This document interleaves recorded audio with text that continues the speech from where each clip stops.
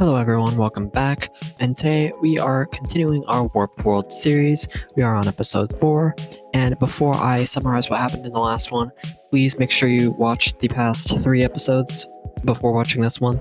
I uploaded the full season for episodes 1 through 3 already, so you just need to watch that if you're new to the series, of course. And without further ado, let's go ahead and cover what happened in the last episode. The last episode started off with a whole bunch of stuff that we wrapped up. More particularly, we wrapped up the coalition that happened against the Hungarians, but we also wrapped up the whole Chinese conquest here as a brand new alliance formed in the remnants of where the CCP is. The CCP is still here. They are just very small. They're the weird tannish country that has the weird shape. It's absolutely horrible. But after that, we did go ahead and see Zimbabwe conquer most of Mozambique. Mozambique is still here, but who knows for how long. After that, we moved up north and we saw Egypt take over a small nation in Bir Tawil.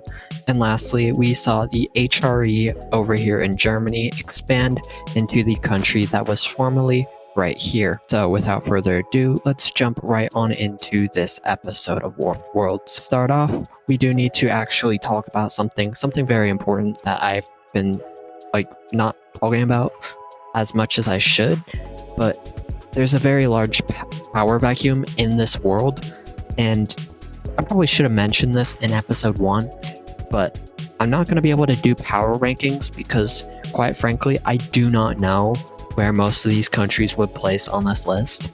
It wouldn't make sense for me to do that early on. So we might not have power rankings throughout this series, who knows?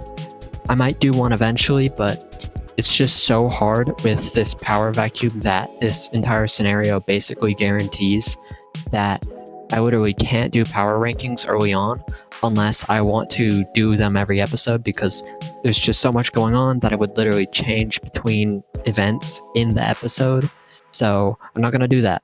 So if anyone asks for that, I know typically you get less comments compared to actual views, but if anyone asks me for power rankings later on, yeah, no, probably not.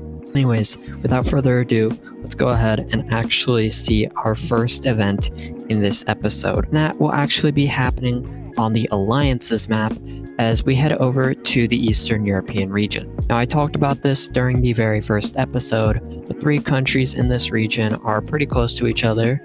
I forget if I went into depth on it. I'm not going to here just in case I already did, but Poland, Belarus, and Ukraine are all aligned in the same alliance, and now they're making it official as we see the official formation of the Pentagon Alliance. Poland, they're going to add these 2 countries into the alliance. They're kind of like in how reality we saw the regions of Germany being divided up during the Cold War era and basically following the countries that controlled them. This is similar, but Poland kind of just has a say over what these 2 do, but they're still aligned anyway. They have some freedoms, but not entire freedom. But it could be costly enough in the long run, who knows. But for now, that's all we have to cover in this region. There are also some ties between Poland and these 2 up here, but for now, we're going to ignore that, and we'll come back to this alliance later on. Not in this episode, though, because, yeah. Anyways, we are now heading down to the southern area of Africa and to Angola. Now, this region is, I don't really know how to explain it, because initially when I created the map of Angola, I didn't know what I was going to do, particularly with these 2 Angolan states. I know exactly what this one's going to be, but these 2 I never really knew. So let's see if I can create some good lore on the spot. So let's see. This orange one, this is the one I already have plans for. This one is a semi-terroristic state. They're not the kind of state you want to have around. They're also operating kind of like a country. It's weird, but these 2 are more of the semi-urban areas, but they also believe that they're both the righteous successors to the actual state of Angola. Now the question becomes, what exactly happened to Angola? Well, similarly to the South American Union Federation thing that we talked about in episode, what was it, 2? These countries kind of all are from the same reality, and they all got grouped up when the warp world actually formed. So these 3 plus Cabinda up here are all from the same timeline. But the problem is, they broke apart before this timeline formed, so it's not like there was an Angola when this timeline started, they're just these 4. And how did it collapse? Well, the region of Cabinda, which is a very resource-rich region of Angola, they're excavated, that's why they have it. I believe Portugal kept it as a part of their colony instead of selling it, but it's very important to Angola, and after rebellion took full control over Cabinda, the rest kind of just spiraled out of control. The east was fully taken over by the terroristic group, and 2 groups in the remainder, they tried to reunite Angola, but they both failed because they have very different points of view of what should be happening in Angola, so it's kind of just chaos. And so that's why we are here, and we're going to see one of these 2 coastal countries launching an invasion of the other in hopes of reuniting Angola. In this time, it will be the pink country launching an invasion of their southern counterpart. Last time in the actual civil war that happened, it was the south trying to take over the north. However, the pink team will get the jump this time, and they will quickly deal a lot of damage to the south. However, the pink team isn't entirely free of the believers in the southern country, as we're going to see a small group over here in the central eastern area kind of just breaking away in support of the south.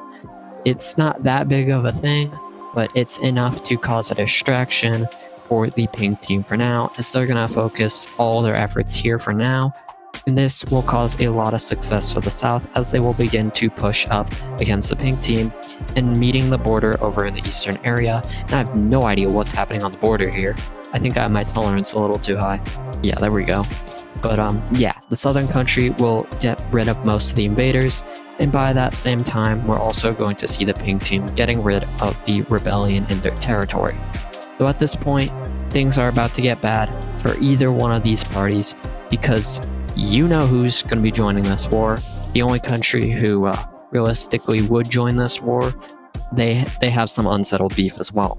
And seeing that the lime green team over here in the south is in a pretty bad situation, they're going to take advantage of that, and they will go ahead and third party this war in order to gain an advantage over the lime team early on, while the pink team is still fighting with the lime team, who is currently entirely focused on the pink team. They have nothing in their eastern area to focus on the orange team. They see it as the perfect area to strike, whereas the pink team has stuff over here because the rebellion happened. They don't want to risk invading directly into the forces of the pink team, so this is really their only option.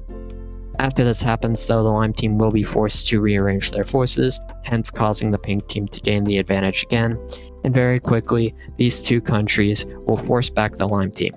However, the lime team isn't entirely out of this war yet, as they will continue to hold a strong defensive, and they will even push back against both the orange team and the pink team, seeing a lot of success in desperate times. However, in the end, it really won't save them, because they're already lost. There's not much you can recover at this point. And yeah, at this point, the Eastern Angolan country will go ahead and basically sign out of this war. And at this point, the Lime team will go ahead and surrender over to their northern counterpart. So now we can go ahead and see a peace treaty for this war, in which the Southern Angolan state will be divided. Alright, and I've gone ahead and done the peace treaty. As you will notice, I've also slightly shifted the color of the Eastern Angolan country.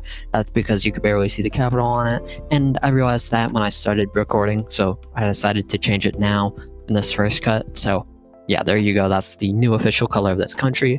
But now moving down to the actual area here, we can see that the coastal regions of this country have been completely given to the pink team, and the inland areas have been given over to the brown team. And we've also seen a brand new division in this province being created, so that the brown team could get a little more land out of this war. So don't get me wrong, these two still hate each other. The pink team would have loved to get that full province, But right now they don't want to try and fight these guys because these guys might have some pretty evil strategies in their alley that they could totally use against the pink team if they were to try to do that. So for now, both of these countries are not really interested in fighting the other, so for once, there's kind of peace in this region. But now we're going to go ahead and move right on south to South Africa, where we're going to see yet another war happening. South Africa is mad that I forgot to give this country a capital. I didn't realize they didn't have a capital before this, and I always planned for this country to get attacked, but they don't have a capital. They also don't have major cities, so you get a makeshift capital. Yeah, I don't know if there's a city there in real life, but let's just pretend like there is. Anyways, the Cape Republic, the weird bright yellow country here, will go ahead and launch an invasion into this country here because they need to expand. After South Africa collapsed in multiple different timelines and all these guys differently got teleported, yes, literally every single one of these is from a different reality, except for these two, Eswatini and this guy. We'll talk about that probably some other time, or I'll completely forget about it because it's not that significant. But just know that Eswatini got absolutely like ripped in half by this guy. They didn't beat Eswatini, but yeah, they fought. Anyways, back to this war here. We're gonna go ahead and see this maroonish country getting absolutely obliterated. They're gonna lose their totally real capital, and they're gonna surrender over to the Cape Republic. And the peace treaty is pretty simple here. We can go ahead and immediately remove the makeshift capital, and we can go ahead and give the entirety of this country over to the Cape Republic, as they will now expand into the center of the South African region. And I also do want to point this out because maybe some people notice, but yes, South Africa does control these French islands down here, the Cape Republic at least. We'll talk about that probably some other time. Not that important, but we might talk about it, who knows. Anyways, moving on to the next event. It's also in Africa, a lot of African events here, but we're heading over to Ghana and Benin because these two will go ahead and form a union. And it's kind of hard to use colors here. I want to use another kind of gold color because this country's name. So, oh, not you. I think this is good. But yeah, as I just said, we're going to be creating a brand new union country, and this will be simply known as the Gold Coast Union. And yeah, that's basically all it is. These two countries unite into one, and now there are 3 countries in this region with very similar colors. Yeah, great. Anyways, that's, I think, it for African events in this video. I'm looking at my notes right now to see, but yeah, let's head over to our next event, which we will return to the Alliances Layer 4. And we're talking about you. Philippines are a decently neutral country right now. They've lost some land to Indonesia, but that's because the Indonesia in that reality was much stronger than the Philippines, so they were basically able to exert their power on them, and hence we have these borders. But now we see the Philippines is pretty scared of Indonesia after seeing what happened in Brunei, so they're gonna go ahead and join China's alliance with all those other countries. And yeah, now we have yet another member in this alliance, and this alliance is going to be pretty strong, pretty fast. And it just formed in the last episode, I think, if I'm correct. But yeah, there's a massive alliance in this area now, and it's now competing to the levels of the Trapezoid Alliance.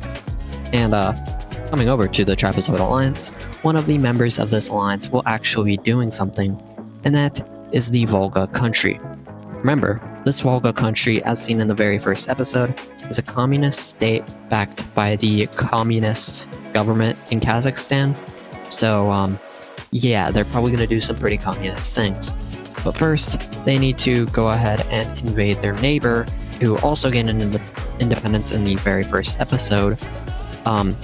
Basically, the reasoning for this is they want a coastline on the Black Sea, and yeah, this invasion is very unpopular in the Volga country, but yeah, nobody's gonna care about the people's opinions, because these governments are probably not the governments the people want to have, if I'm gonna be real here. And very quickly, the Volga country will overwhelm the Azov Republic, but after a little while, their momentum kind of just stops. And for a little bit, it looks like it's going to be a peace treaty like this. No more war. And then Kazakhstan will officially send some volunteer troops in, and then it's absolutely over for the Azov country. They're going to lose Rostov-on-Don, wherever that is. And yeah, their forces are moving towards your capital. You should probably do something about that. Oh, you're just going to surrender. Okay. I guess that's a solution as well. And yeah, let's look at a pretty quick peace treaty for this war. And this is the new borders for the Volga Republic. They've annexed the entirety of the Azov Republic. They're not going to change their name quite yet because they probably still have more plans to expand. But yeah, that's a massive expansion for a country of the Volga size. They basically tripled their size almost. They took out a bigger country, which is pretty large accomplishment. So yeah, good for you, I guess. Anyways, now we're gonna go ahead and head on over to a continent which I don't think we've had a single event in yet, and that's Australia, because they have not been able to do anything to stop what's about to happen. Basically, since this series started, Australia has been declining. This thing broke away from them, and yeah, they're not gonna do so well. And so we're basically going to see this thing breaking apart, not by provinces, because that would not be possible at all. So yeah, we're gonna see a whole bunch of crazy stuff happening in Australia, and let's kind of just cut to when this country's divided. These are the borders that I've decided to come up with for the Australian collapse. As you can see, the Australian country no longer exists. This is not them. This is just another red country, so don't think it's them. So yeah, Australia is gone. They're not a country in this reality anymore whatsoever. They're gone. And this guy, they kind of caused that. So bye-bye Australia. Now we have a whole bunch of random countries in this continent. So it actually looks interesting to use in future episodes.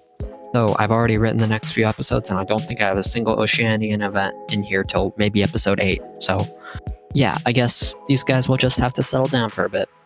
Anyways, let's go ahead and check out the last event in today's episode, as two countries still have some unsettled business.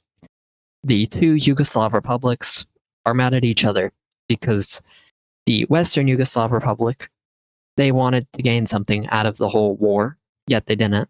It was just annoying for them. And the Eastern Yugoslav Republic is still mad that they didn't get their disputed territory from Hungary back. I had to look for the disputed layer. It was much lower than I thought it was on the list. But yeah, they still have some disputes. This guy also has disputes with Austria, so they also have a dispute, but that's kind of unrelated. But both of these guys, they have a grudge against the other for many reasons, but more specifically, they're basically still mad about the Hungarian coalition that happened, and one of them is going to get the jump on the other. That's going to be the Eastern Yugoslav Republic, as they're going to go ahead and launch an invasion into the West. The reasoning for this is that the West is trying to escape their Yugoslav identity. Of course, they have used the Croatian flag, but at this point, they have switched their ideology. As you may have noticed in the thumbnail of one of the other episodes, I think I already maybe mentioned this, but the Eastern Yugoslav Republic is in fact communist. They use the communist flag for Yugoslavia, and they're kind of just mad that the West is kind of just leaning away from their ideology. So they're going to go ahead and launch this invasion, and yeah, they're going to get a lot of land taken over. But here is where we're going to leave off for this video, as we need something to leave to rest so we can have an actual starting point in the next episode, because this one was a little weird where we didn't have somewhere to actually return to. But yeah, that's going to do it for today's episode. If you made it this far into the video, make sure you do subscribe, like, and go ahead and comment down below whether you want the East or West Yugoslavian country to win. Personally, I'm with the West, but I already wrote the lore. I already know what's going to happen. I know if this country's going to win or not. I'm not going to say anything, though, so let your own theories take control for now, I guess. Anyways, that's once again going to do it for today's episode. and I will see you all in the next one.